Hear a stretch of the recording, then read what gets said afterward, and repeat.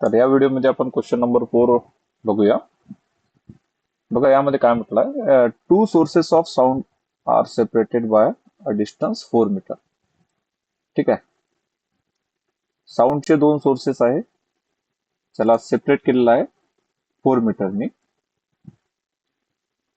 ठीक आहे. आणि they both emit sound with the same amplitude and the frequency, but they are 180 out of phase. At what point between the two sources will the sound intensity be maximum? बघा यामध्ये काय म्हटलंय, दोन साऊंडचे source आहे. Suppose हा एक साऊंडचा source आहे आणि हा एक साऊंडचा सोर्स आहे.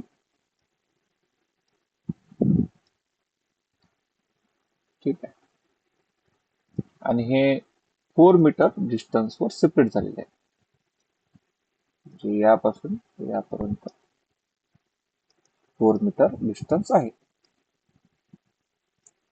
ठीक आहे. कन्सिडर करू का हे सेंटर आहे. ठीक आहे. त्यानंतर काय म्हटलंय बघा, गिवन मध्ये आपल्याला फ्रिक्वेन्सी दिलेली आहे, तर लिहून टाकायचं गिवन. गिवन मध्ये फ्रिक्वेन्सी दिली आहे त्यांनी 330 हर्ट्स. ठीक आहे. But they are 180 out of phase. याच्याबद्दल डिस्कस करूया. त्यानंतर आपल्याला विचारलं आहे, at what point between the two sources will the sound intensity be maximum. ठीक आहे. या सोर्स मधले असे कोणते कोणते पॉइंट आहे जिथं साऊंडची इंटेन्सिटी मॅक्सिमम राहणार, असं सांगा म्हणते. तर बघा आता त्यासाठी आपल्याला वेवलेंथ काढावं लागेल. पहिले तर सगळ्यात आधी आपल्याला रिलेशन माहिती आहे, v equals to n lambda. ठीक आहे. यावरून आपण लॅम्बडाची किंमत फाइंड आउट करूया.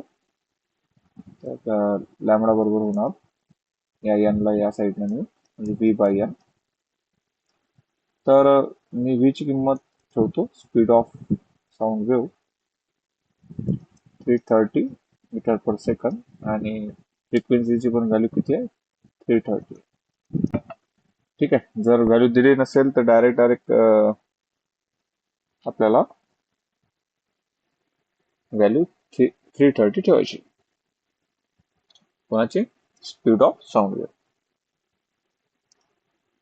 तर यामध्ये आपण v ची व्हॅल्यू 330 मीटर पर सेकंड ठेवलेली आहे. ठीक आहे. हे कॅन्सल आउट झाल्यानंतर लॅम्बडाची व्हॅल्यू किती राहिली मग?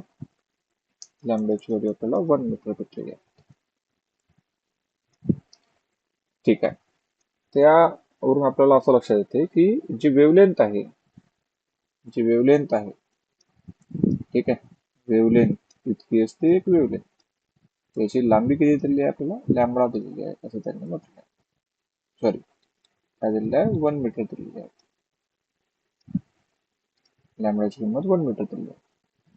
तर या डायग्रामवर आपण पुन्हा परत येऊ. यामध्ये म्हटलं बघा 4 मीटर हे सेपरेट केलेले आहेत. तर इथून ते या सेंटर पर्यंत डिस्टन्स किती होणार? 2 मीटर. आणि इथून पर्यंत डिस्टन्स किती होणार? 2 मीटर. त्यांना आणखी जर आपण ते सेंटर पाहिलं त्या दोघांचं, सोर्स पासून आणि याच्या सेंटर पासून, मिड पॉइंट हा घेऊ, हा मिड पॉइंट घेऊ, म्हणजे 1 मीटर हे असेल, 1 मीटर हे, 1 मीटर हे आणि 1 मीटर हे, म्हणजे पूर्ण मिळून 4 मीटर होणार. तर एका मीटर मध्ये आपल्याला हे वेवलेंथ बसवायची आहे. ठीक आहे. 1 मीटर का बरं क्लिअर असलं पाहिजे तुम्हाला, कारण 1 मीटर वेवलेंथ आहे. ठीक आहे. 1 मीटर म्हणजे वेवलेंथ भेटायला पाहिजे, म्हणजे इथून ते यापर्यंत अंतर आपल्याला क्लिअर व्हायला पाहिजे. ठीक आहे. तर हे 1 मीटर मध्ये वेवलेंथ बसते बघा. दुसरी पण, तिसरी वेवलेंथ बसूया, चौथी वेवलेंथ बसूया. ठीक आहे. अशा 4 वेवलेंथ आपण इथं केलेले आहेत. त्यानंतर एक असं लक्षात यायला पाहिजे की यामध्ये 180 फेज म्हटला आहे. 180चा फेज बघा, म्हणजे जे वेव्ह इथून दुसऱ्या साऊंड पासून जे रिफ्लेक्ट होणार त्याच्यामध्ये 180चा फेज डिफरन्स राहणार. म्हणजे 180 म्हणजे इथून परत नाही येता वरतून अशी परत येणार.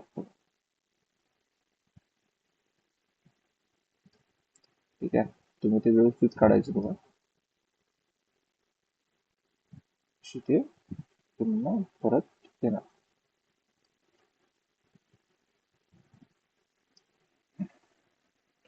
तर आपल्याला विचारलं आहे असे कोणते पॉइंट आहे म्हणते, त्याच्या पॉइंटवर साऊंडची इंटेन्सिटी मॅक्सिमम राहणार असे पॉइंट सांगा. या सोर्सच्या मधातले बघा. त्याचं प्रॅक्टिकल एक्झाम्पल आपल्याला खूप मोठं एक्झाम्पल सांगता येईल. लास्टमध्ये मी डिस्कस करेल त्या क्वेश्चनच्या लास्टमध्ये. ठीक आहे, बघा सेंटर पॉइंट आपण हा पकडला होता, लक्षात ठेवायचं. आता एक गोष्ट आणखी लक्षात ठेवा की नोड आणि अँटी नोड मधलं डिस्टन्स किती असते हे त्या चॅप्टर मध्ये पाहिलं होतं आपण. λ/4 असते, हे लक्षात ठेवा. नोड आणि अँटी नोड मधला डिस्टन्स हे λ/4 असते. ठीक, तर यामध्ये आपण पॉइंट म्हणून घेऊ आता बघा.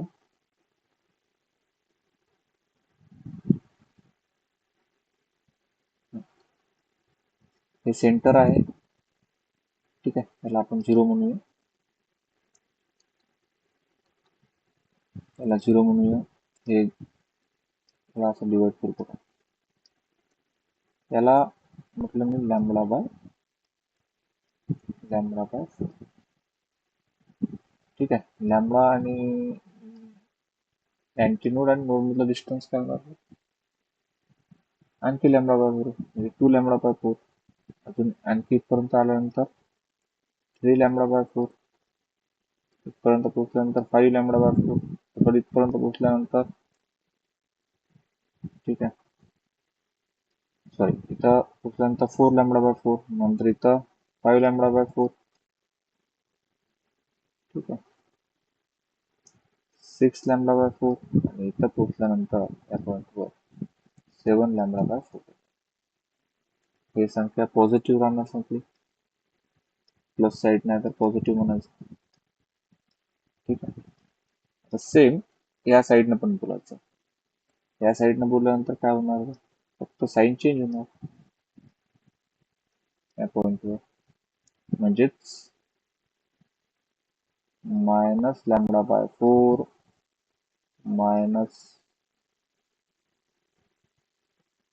ठीक आहे, इथं -3λ/4 -5λ/4 आणि हे -7λ/4. ठीक आहे, हे सगळे अँटीनोड आहे. अँटीनोड डिस्टन्स आहे फ्रॉम द सेंटर. तर बघा,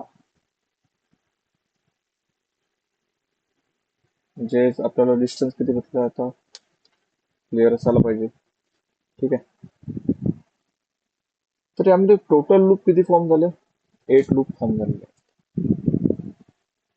बघा, जर तुम्ही तर मोजले तर 8 लूप भरते. 1 2 3 4 5 6 7 8 8 लूप होतात. आणि त्यामध्ये अँटीनोड या पॉइंटवर भेटलेला आहे. ठीक आहे, असं आपण लिहून टाकू. त्यामध्ये 8 loop in between 8 loop in between 2 sources. ठीक आहे, 8 loop in between 2 sources.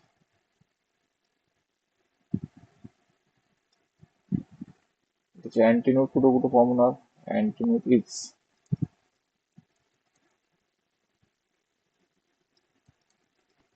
At कुठं कुठं फॉर्म झालेले आहेत हे लिहून टाकू आपण, प्लस ऑर मायनस स्टार्टिंग पासून लिहू.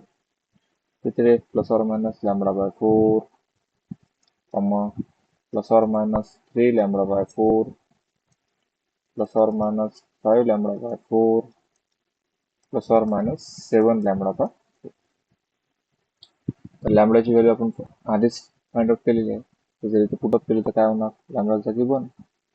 ठीक आहे, इथे सगळ्या जागी 1 येणार, म्हणजेच plus or minus 1 by 4 plus or minus 3 by 4, कारण लॅम्बडाची जागी 1, 3 1 चा 3, plus or minus 5 by 4 plus or minus 7 bye.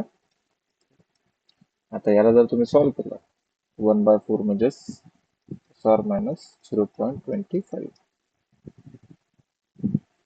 ठीक आहे, 1 बाय 4 ची व्हॅल्यू याला जर तुम्ही डिवाइड केलं तर हे आपल्याला भेटणार 0.75. हे आपल्याला भेटणार बघा 5 आणि हे 0.25, 25 125 म्हणजे 1.25. याला जर तुम्ही सॉल्व्ह केलं तर हे भेटायला पाहिजे 1.75 प्लस ऑर मायनस. आता ही व्हॅल्यू काय आहे, हे असं डिस्टन्स आहे सेंटर पासून ज्या डिस्टन्सवर, म्हणजे लेफ्ट साईडने किंवा राईट साईडने, ज्या डिस्टन्सवर साऊंडची व्हेलॉसिटी मॅक्सिमम राहणार. ठीक आहे, तर आपल्याकडे हेच आपल्याला विचारलं होतं, at what point between the two sources will the sound intensity be the maximum. असे कोणते पॉइंट आहे, असे कोणते पॉइंट होणार ज्या पॉइंटवर साऊंडची इंटेन्सिटी मॅक्सिमम होणार. तर याचं प्रॅक्टिकल एक्झाम्पल जर आपण पाहतो म्हटलं तर आपल्याला ऑडिटोरियम मध्ये, टॉकीज मध्ये आपल्याला हे एक्झाम्पल दिसायला येते.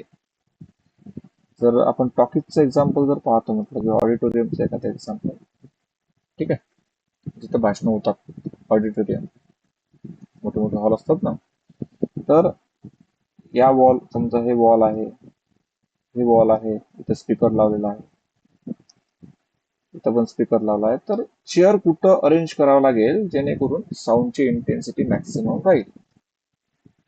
तर अशा डिस्टन्सवर, या डिस्टन्सवर आपल्याला त्या चेअर ठेवावं लागेल जेणेकरून त्या साऊंडची इंटेन्सिटी तिथे मॅक्सिमम होईल.